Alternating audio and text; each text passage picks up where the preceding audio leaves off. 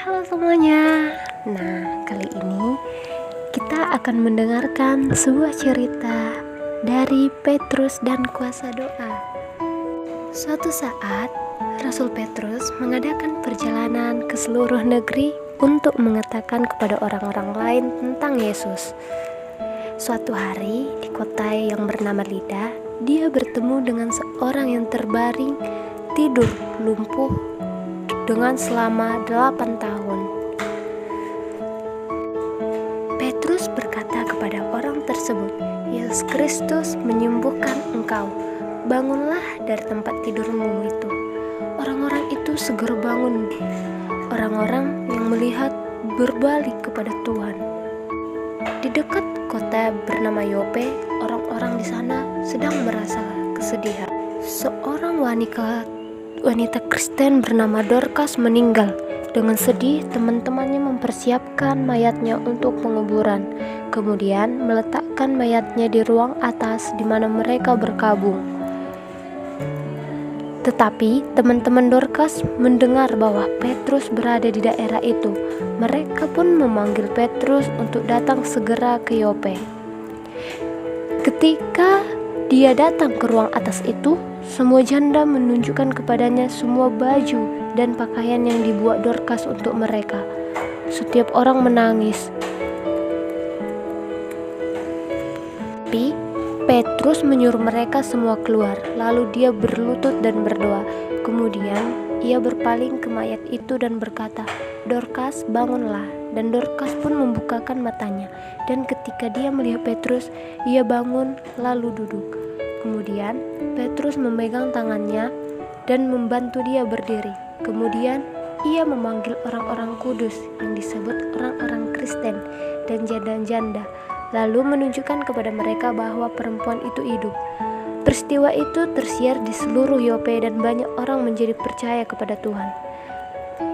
Petrus tinggal beberapa hari di Yope, di sebuah rumah di tepi laut.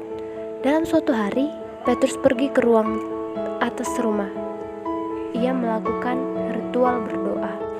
Jika dia melihat ke sekeliling kota itu, mungkin dia akan melihat 3 orang pelancong datang untuk menemuinya. Orang-orang ini adalah hamba seorang perwira tentara Roma yang bernama Cornelius, seseorang yang takut akan Tuhan. Cornelius mengirimkan pelayan-pelayannya untuk menemui Petrus sebab malaikat berkata kepadanya dalam suatu penglihatan, "Suruhlah orang untuk menjemput Petrus." Ia menumpangi di rumah seorang penyamak kulit yang bernama Simon yang tinggal di tepi laut. Dia akan mengatakan kepadamu apa yang harus kamu lakukan. Sementara Petrus berdoa di atas rumah, Tuhan mengirimkan satu penglihatan kepadanya. Itu kelihatan seperti suatu benda yang berbentuk kain lebar yang bergantung pada keempat sudutnya yang diturunkan ke tanah. Di dalamnya terdapat berbagai jenis binatang berkaki 4, binatang menjalar, dan burung. Petrus mengatakan semua itu haram. Itu berarti bahwa agama Yahudi tidak mengizinkan untuk memakan binatang-binatang itu. Tiba-tiba terdengar suatu suara yang berkata, "Bangunlah hai Petrus, sembelihlah dan makanlah." "Tidak, Tuhan, tidak," jawab Petrus kepada Tuhan, "sebab aku belum pernah makan sesuatu yang haram dan tidak tahir." Kedengaran pula untuk yang kedua kali satu suara yang berkata, "Apa yang dikatakan halal oleh Allah, tidak boleh engkau nyatakan haram." Hal ini terjadi sampai 3 kali, dan segera sesudah itu terangkatkah benda itu ke langit. Petrus tidak mengerti apa arti dari penglihatan itu. Sementara dia memikirkan hal itu, Tuhan berbicara kepadanya bahwa ada 3 orang yang sedang mencari dia dan dia harus pergi dengan mereka. Saat 3 orang itu berkata kepada Petrus bahwa malaikat kudus berkata kepada Cornelius untuk mengirim mereka menemui Petrus, Petrus tahu bahwa Tuhanlah yang memimpin dia. Hari berikutnya, dia dan 6 orang temannya pergi ke rumah Cornelius. Mungkin selama dalam perjalanan ke rumah orang yang bukan Yahudi ini, Petrus mulai mengerti bahwa Tuhan mengasihi semua orang, bahwa Tuhan ingin semua bangsa mengetahui bahwa Yesus adalah juru selamat dunia. Saat Petrus tiba, Kornelius berlutut untuk menyembah Petrus. "Bangunlah, aku hanya manusia saja," Petrus berkata kepada Kornelius. Kemudian dia berkata kepada semua orang di dalam rumah itu, "Kamu tahu betapa kerasnya langgaran bagi seorang Yahudi untuk bergaul dengannya.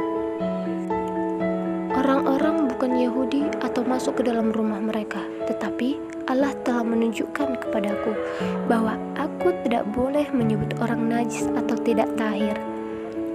Petrus mengatakan kepada orang Yunani, bukan Yahudi, bahwa Yesus adalah anak Allah yang mati di kayu salib dan bangkit kembali untuk menjadi juru selamat kita. Kemudian Roh Kudus turun atas mereka semua dan mereka memulai memuji Tuhan. 6 orang Yahudi teman Petrus terheran-heran. Ini seperti Pentakosta. Roh Kudus juga dicurahkan kepada orang-orang Yunani yang bukan orang Yahudi. Kemudian Petrus membaptiskan orang-orang percaya baru itu dalam Yesus. Di dalam Yerusalem, orang Kristen memarahi Petrus karena mengunjungi orang Yunani. Jadi, Petrus mengatakan kepada mereka mengenai penglihatannya dan Kornelius yang diterimanya dalam doa. Saat mereka sedang mendengar hal ini, orang Kristen di Yerusalem terdiam dan mereka memuji Tuhan yang memiliki melalui doa menunjukkan kepada gereja Kristen bahwa Tuhan mengasihi setiap orang. Di sini kita diajarkan supaya kita selalu rajin berdoa agar kita mampu berkomunikasi dengan Tuhan, dengan segala perbuatan Tuhan, dengan mujizat-mujizatnya kita dapat mengetahui segala rancangan yang Ia perbuat. Baik, sekian cerita kita. Terima kasih, Tuhan memberkati.